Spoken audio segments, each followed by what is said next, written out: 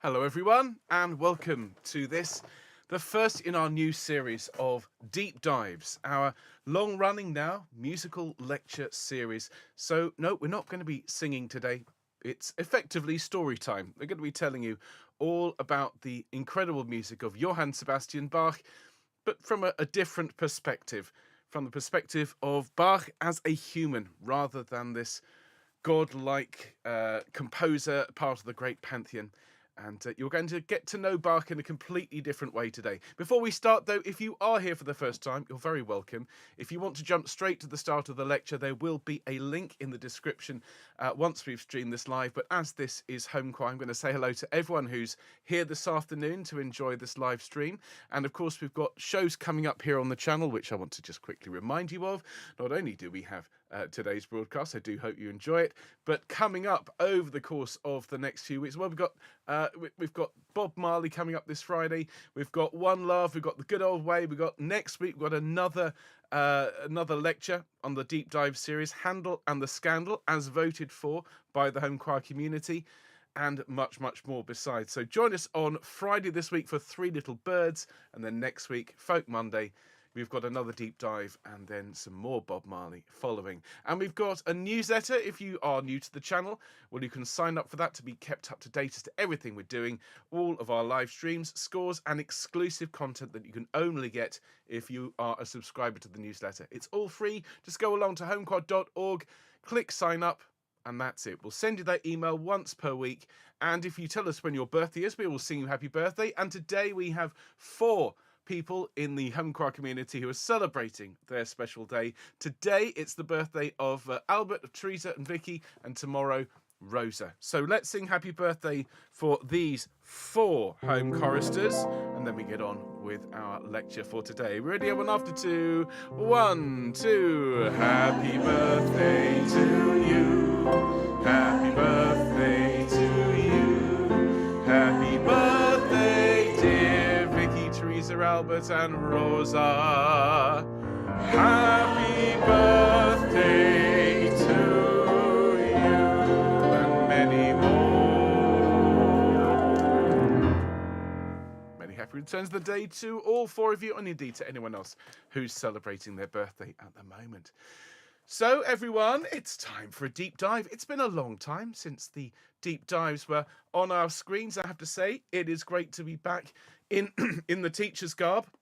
Now, this jacket doesn't have leather elbow patches on, but it may well has done. My background, as most of you will know, is as a music teacher. I ran music departments all around the southwest of the UK for many, many years, and it is still, I think, the thing that's nearest and dearest to my heart is to share the love of music and of education. And, well, let's just say I've chosen an incredible composer, one of the, I think, best loved and best known composers. But what we're going to do is we're going to treat him like a human. Okay, most of classical music, and particularly the classical music ideals of the 19th, 20th, and now 21st centuries, they put composers literally on a pedestal. If you think about composers, we often see them as these marble busts, kind of from the shoulders up. And they're presented very much as the Greek and Roman gods were presented, as these figures of worship.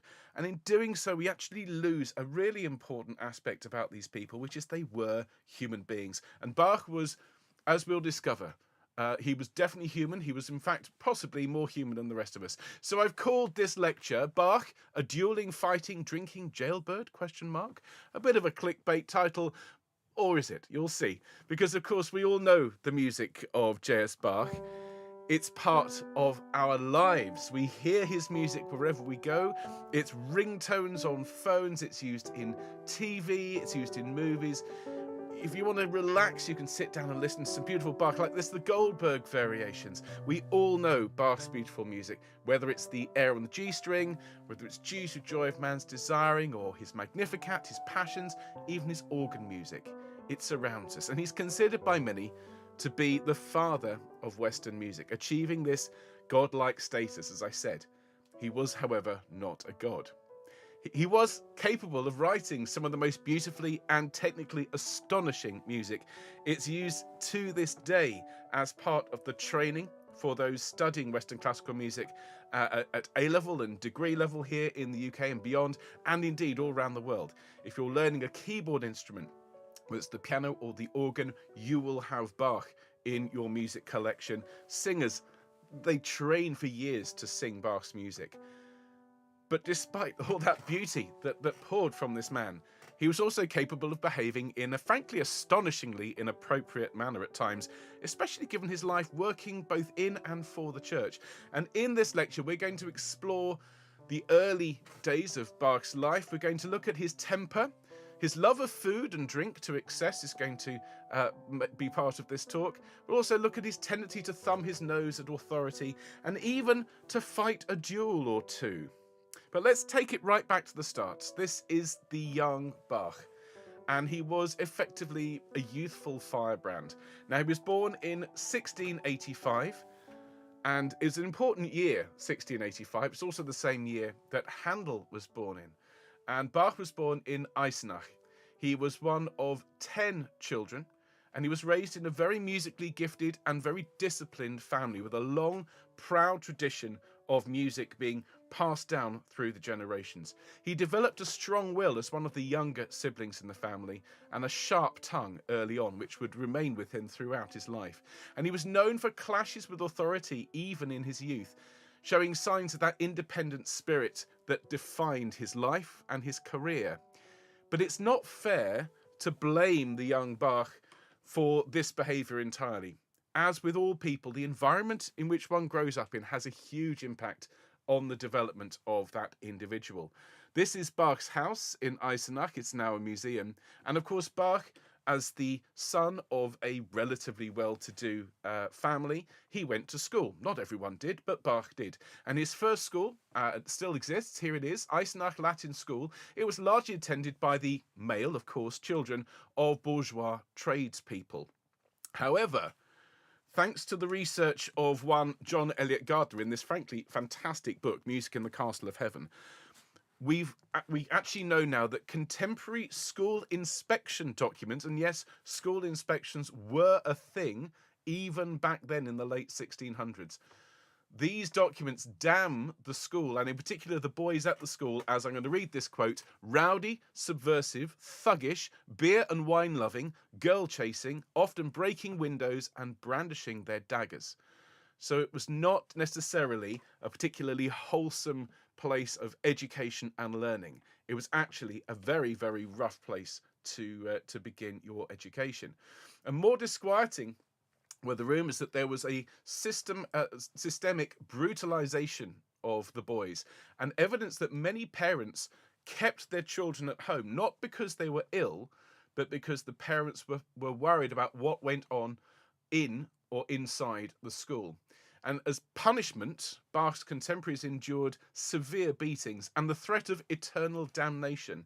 And it's clear that these experiences must have left lasting scars on the young Bach, to the extent that over his first 3 years in school, Bach had significant absence from school. Now, his mother was very, very ill, as Bach was there in the last years of his first decade, but it seems he missed 258 days in his first 3 years of school. That is nearly an entire year's worth, and in modern times, frankly, the social services would have been at the door demanding that he attend. So his mother was ill, and he was also, as a young boy, still working as part of the family's music business. But we think there could be a more sinister interpretation, that the school conditions must have been extraordinarily unappealing and at times even life-threatening. And recent research by John Eliot Gardner in this book has examined records in 3 schools that Bach attended: Eisenach, Ohrdruf, and in Lüneburg, which we'll talk about later. And from the tone of the school reports, authorities were really worried, in particularly the first 2 schools, that the situation had got out of hand. And there was something particularly nasty in Bach's first school. An apparent villain of the piece was a form master and church cantor, where Bach was a chorister. And the teacher was a sadistic disciplinarian, dishing out intolerable punishments. And he was eventually sacked as the plague of the school, the scandal of the church, and the cancer of the city. That's a direct quote. But the young Bach had apparently endured unusually close exposure to him.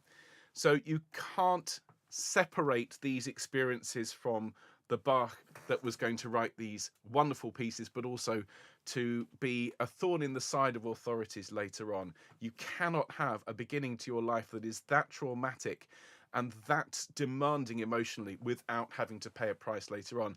And that was not all that the young Bach had to endure. I mentioned his mother was very ill in Bach's childhood, and very tragically, Bach's mother died in 1694 and his father died 8 months later. So his mother died when he was 9, his father died when he was 10. Bach was an orphan at the very start of his second decade. He moved in with his eldest brother, Johann Christoph Bach. This is not the J.C. Bach that went on to inspire Mozart. That was Bach's son. They're all called Johann. Just bear that in mind. His eldest brother, Johann Christoph, was the organist at St. Michael's Church in Ohrdruf. And there, with his brother, he went to school, he studied, he performed, and he copied music. This is how composers and organists and musicians learnt their craft. They took these prized scores, which were very expensive and very valuable, and would copy them out so as to learn the techniques, not just of writing, but also of composition. This is despite the fact that Bach had been told explicitly by his brother he was not to do this, because the scores were very valuable and delicate, and the blank ledger paper to actually produce these scores was very expensive. Bach went ahead and did it anyway. Now, his eldest brother, who's here, Johann Christoph, also taught him how to play keyboard instruments, in particular the clavichord, and this was an invaluable experience so early on in Bach's life. Now, at the age of 15, the young Bach, who was already at this point a gifted organist, a talented musician, he set out to study at perhaps the best music school in the vicinity.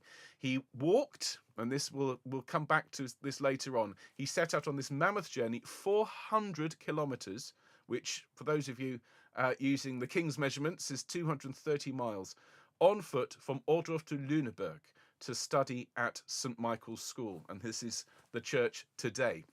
And Lüneburg, with its vibrant musical scene, was an incredible place for Bach.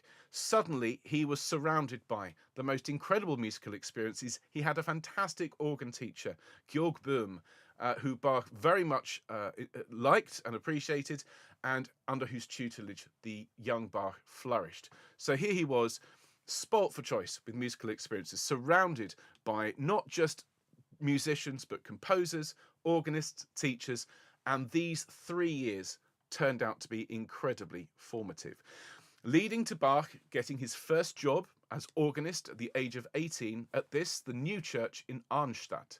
Now, he served there from 1703 to 1707, and the way he got the job really was that he was invited to come and inspect the new organ there that had been built by Johann Friedrich Wender. It was built in 1703, and the young Bach, already at this point, partly because of the family name, but also because of his accomplishments, he was the logical choice to travel to inspect and play the inaugural performance of this organ. And this is what it looks like here. Now, the church committee were absolutely thrilled by the skills of this very talented, very young musician. Of course, young and talented equals inexpensive. So they immediately offered him the position as organist, which he gladly accepted. Ultimately, however, Bach was not completely happy there, and he often had conflicts with the other musicians and the students of the local school. And this would become a defining characteristic in Bach's life and in his career. He knew he was better than the jobs he was being offered, and this would lead to some of the more scandalous clashes in his life. Now, this is the statue of Bach in Arnstadt. And if you just have a look here, this is the young Bach. He's sort of leaning back in a sort of leisurely manner with his hand open. What for? Possibly to ask for more. It's infamous, the fact that Bach was always pushing for more money, for better conditions in Arnstadt. And unfortunately, he didn't enjoy his job, not just because of the conditions in the church, but because he didn't like students. He wasn't a fan of students, and unfortunately for him, the church in Arnstadt had a student choir and orchestra. There was no mention of having to take on these groups in his contract when he took on the job, but it turned out he was expected to teach and conduct them anyway. And so he resented the work. Who wouldn't? partly because he wasn't getting paid for it, but partly because they weren't very good. Additionally, discipline was a major problem with these students. And we've already discussed that Bach, as a young boy, had encountered bad behaviour in his schools, and he'd have had to have toughened up, but frankly, that experience would have set him up to not enjoy rowdy and bawdy behaviour. And quite a lot of these students, what made things particularly difficult, was that they were older than Bach. So very few of them were inclined to follow his orders. And so the relationship steadily got worse. Now, this statue, here's another view of it, and it is in the market square in Arnstadt, which I think is a very interesting choice of location, because this is one of the more scandalous affairs in Bach's life. One evening, as Bach was returning home with his cousin Barbara Katharina, he was crossing the market square where this statue in Arnstadt resides, and he saw a group of students sitting in the corner. These were, of course, Bach's students, and one of them ran after them to catch him up. And Bach turned, and to his horror, he saw this man who was taller than him, towering over him, brandishing a large, heavy stick. Now, this student's name was Bach, and he was a bassoonist in the student orchestra, and he had a particular bone to pick with Bach. And at this point, I'm going to put on a particular piece of music, which will set the scene for this. So Bach demanded, "Why have you been making abusive remarks about me?" Bach, immediately on the defensive, said he hadn't, and even if he had, no one could prove anything. "You may not have insulted me," said Bach, fuming, "but you have insulted my bassoon, and anyone who insults my bassoon insults me." Now, Bach didn't like the way this was going. His disgruntled student was getting more and more angry. And finally, Bach yelled, "You dirty dog," and began hitting the composer with his stick. Now, given Bach's unpopularity with the students, he was quite used to being assaulted verbally, but he'd also had a fair few threats of physical violence. And given his early school life, well, it was quite sensible. He'd actually started taking to carrying a fairly substantial dagger in his belt, just in case things got out of hand. He reached down for the dagger to engage Bach, who saw what he was doing. He dropped the stick, and the two wrestled to the ground. And they rolled around the marketplace, exchanging blows. Eventually, the other students and Bach's cousin caught them up and forcibly pulled them apart. And Bach got up, brushed himself down, and he and his cousin went on their way. And the students apparently restrained Bach until Bach was out of sight for fear of a second attack. Now, Bach was not going to let the matter rest. He appealed to the church court, demanding that Bach be disciplined and, in fact, expelled. And at the hearing, Bach's cousin was able to confirm his version of the evening's events.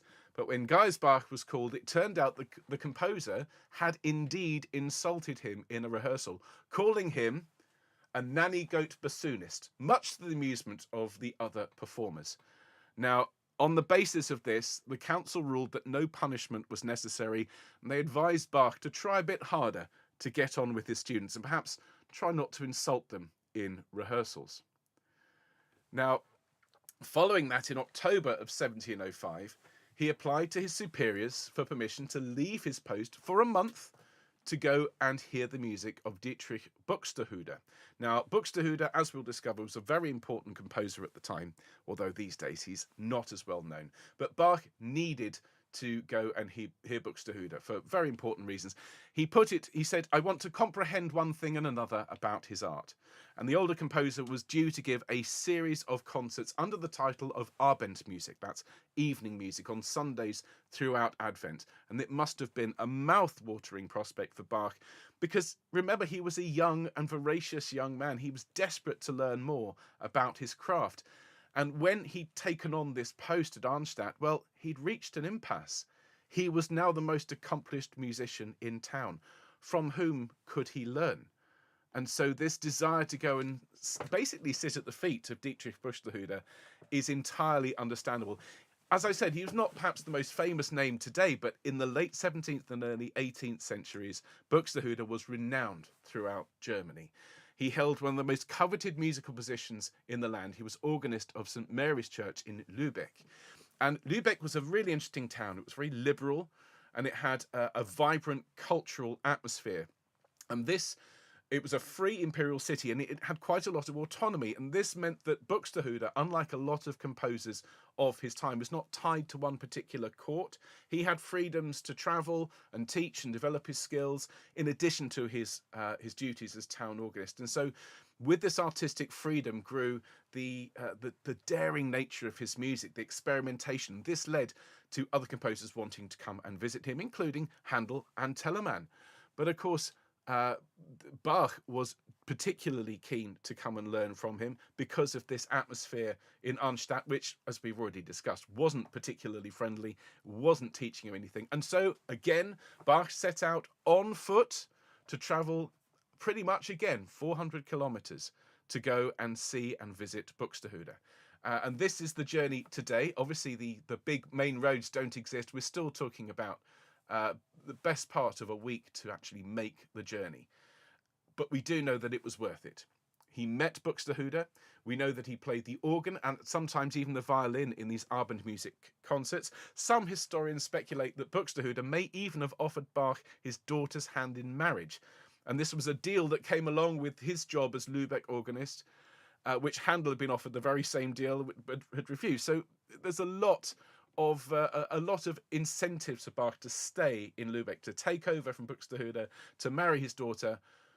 But Bach realized that he was actually very, very overdue to return home. He had asked for a month's leave. In the end, it was well back into February of 1706 by the time he returned to Arnstadt. Over 4 months rather than the first month that he'd asked for. There was a subsequent disciplinary meeting with the church authorities, and he was once again castigated. And you can imagine at this point, Bach is desperate to leave. But there was still one further youthful indiscretion in Arnstadt, and this is infamous. This is just before he left. On November the 11th, 1706, the 21-year-old Bach was hauled once again before the Central Council of Arnstadt's church, and the panel of stern clerics demanded to know why, by what right, he had recently caused, and this is a quote, an unfamiliar maiden, ein fremde Jungfer, to be invited into the choir loft and let her make music there.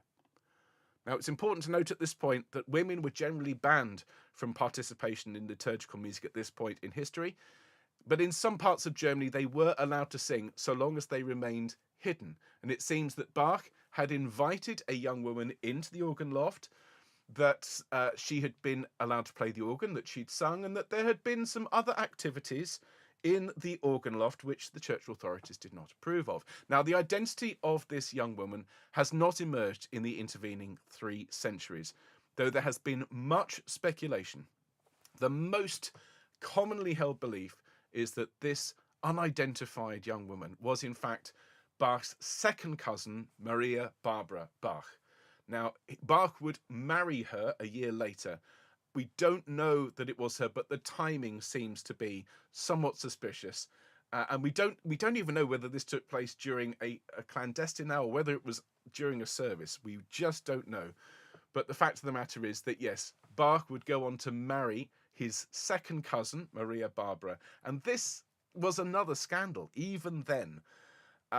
However, it's very clear that they were very, very much in love. He would father 7 children with Maria before she sadly died. He then married Anna Magdalena Bach and fathered a further 13 children with her, leading to some cheeky musicologists to make the observation that Bach's organ had no stops. Now, in the end, 9 of his children survived him, with 10 dying in infancy. Many of Bach's surviving children, of course, would go on to have a significant impact on the world of music. But let's return to the young Bach. We're going to jump forward from Arnstadt to 1713. Now, at this point, Bach was the organist and chamber musician of the court of Weimar, and he was angling for a promotion. Now, unfortunately, they already had a Kapellmeister and a Vice-Kapellmeister. These are the directors of music. These are the big jobs that, frankly, any great musician would want. And upward mobility did not seem like much of an option for Bach. Now, luckily, at this point, 1713, he was called to Halle, which was the hometown, of course, of one Georg Friedrich Händel, once again to consult on the building of a brand new organ. And because by this point Bach was famous throughout the land as perhaps the greatest organist, certainly available to come and do this kind of work, he was put up in the city's best hotel, the Gasthof zum Goldenen Ring, and he had all his expenses paid for 2 weeks whilst he inspected this organ, performed on it, and so on. This is important. All expenses paid trip. Now, some of us have been lucky enough, I'm sure, to go away on business and perhaps have access to the corporate credit card. Well, it's clear from the records kept at the time that Bach didn't skimp on his spending on this trip away. We know that he dined very well. A menu of one evening with his hosts included. I'm going to have to read this list and take a deep breath because it was beef a la mode, pike in sardine butter, an entire smoked ham, a plate of peas, a plate of potatoes, spinach, grilled legs, plural, of mutton, canned lemon peels, canned cherries, warm asparagus salad, boiled pumpkin, green lettuce, spritzkuchen, butter, and an entire roast veal. That was one evening. And that's before we get to the beer bill. Now, Bach's overall hotel expenses during his stay were truly magnificent, and his drink bill was perhaps the most outstanding part of it. Beer was relatively cheap in those days. It was a staple drink in Europe. And we know that Bach paid for a total of, per day, he consumed 5 pints of beer per day. And this does not include his estimated 2 litres of brandy that he drank throughout the stay. And we can see here that this is 32 quarts consumed. This is an enormous amount of beer. Bach knew how to max out the corporate credit card and have a good time. He really did. Now, after he completed this consulting work and played an impromptu audition, the people in Halle offered him the job of organist, which he used to persuade his patron in Weimar to create a new job title for him. So basically, he sent word back to Weimar. They've asked me to stay. They've offered me this job. And so his patron created a new role, the Concertmeister, which basically meant he usurped the Vice-Kapellmeister without having him fired, which is an excellent way of negotiating his contracts. Now, we've already spoken about one impromptu duel that Bach fought. There was very nearly another, but it was of a different order altogether. We need to just leave Bach for a moment and take a step across to Saxony, where in the court of King Augustus of Saxony, a new harpsichordist was asked to come on audition. This was Louis Marchand, who was the top harpsichordist in France. Now, he was asked to come and play by the king, very much to the chagrin of the then Kapellmeister, Jean-Baptiste Volumier. Now, Marchand, the harpsichordist, had a bit of a reputation. He was a bit of a dandy. He was very, very arrogant. He was basically not fun to work with. And Volumier did not appreciate him being asked to come and play. Of course, the moment he played, the king was delighted with his playing and immediately offered him the role of harpsichordist. So Volumier thought, okay, I'm in trouble here. So what he did is he hatched a plan to get rid of him. And so he wrote immediately to his contemporary, Johann Sebastian Bach, inviting him to come and visit Saxony. So Bach eagerly accepted. He was very keen to impress in Dresden, and Volumier's plan gave him a chance to show off his skills.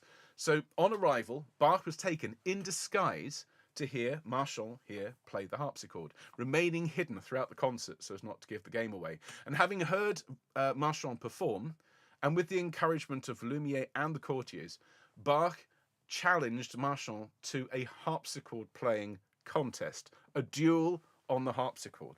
Now, this very, very quickly spread like wildfire. This was suddenly all anyone wanted to hear. The royal family heard news about this and decided that they would offer up a significant prize to the winner. So this was something that was suddenly on everyone's lips. And the day of the contest dawned, and a crowd began to form, with the royal family and all of the aristocracy of Dresden all in attendance at the Grand Palace. Bach arrived early and began warming up with some scales and arpeggios, and the contest was ready to begin, but there was no sign of Marchand. And a messenger was sent to remind him, surely he hadn't forgotten such an important engagement. And the messenger returned. Marchand had disappeared. He'd fled. and the assembled company was astonished. Basically realizing he was in for a humiliating defeat, Marchand had left under the cover of darkness by stagecoach and was now most of the way back to Paris at this point. And worse still, an unscrupulous servant had stolen the prize money before he'd left. So the concert was well and truly off. Volumier's plan had succeeded to get rid of Marchand for good, and Bach was able to make the most of the situation. He had an eager audience sitting there, all of the great and the good of Saxony. So instead of a concert, they were treated to a recital, with Bach demonstrating the improvisation skills he'd been honing for the competition, and once again proving he was the greatest of them all. But things were about to take an interesting turn for Bach, because although we all know, and the people there knew, that he was a genius, his employer of the time was not easy to work for. And it's fair to say that Bach himself was not an easy employee to satisfy. And he seemed constantly dissatisfied with his lot throughout his career. And in the autumn of 1717, very shortly after this event in Saxony, a bid to move jobs actually landed him in prison. Now, for all his brilliance, the status that Bach holds today is a far cry from who he was in 1717. He was known as a great organist, the greatest of all of them, but people didn't know him as a composer. They hardly knew him as a composer at all. It was this chap here, this is Georg Philipp Telemann, who would sweep up all of the job offers. And the ducal chapel at Goethe had made overtures to Telemann earlier that year, hoping he would accept the post of Kapellmeister. And soon after that, Duke Wilhelm Ernst, who was Bach's employer at Weimar, also tried to secure Telemann's services. And Telemann turned down this job in favour of a long-term position in Frankfurt, but Bach was particularly disappointed because he had wanted the job of Kapellmeister, and he'd asked for the job, and the Duke had turned him down in favour of asking Telemann instead. And so what Bach did is he applied for a job as Kapellmeister in the court of this chap, Prince Leopold, in Köthen. Now, he got the job, happily. And so what he did is he went back and he told the Duke in Weimar that he'd got this job of Kapellmeister. However, the Duke was furious. Even though he'd turned him down for the job of Kapellmeister and offered it to Telemann, Bach was now talking about leaving. He'd been offered a job elsewhere, and the Duke refused to let him go, refused to cancel his contract. Now, Bach was absolutely furious and confronted the Duke, and the subsequent confrontation led to Bach being arrested and imprisoned for an entire month. Now, that does sound quite dramatic, I do concede, but it seems that although he was confined, it wasn't as if he was chained up in a dungeon somewhere. It seems to have been a relatively decent debtor's prison. It was clean, it was dry, it was warm. And there's a lot of evidence that Bach used this quiet time away from his work, from his family, to compose many movements of the well-tempered clavier, which we all know and love so much.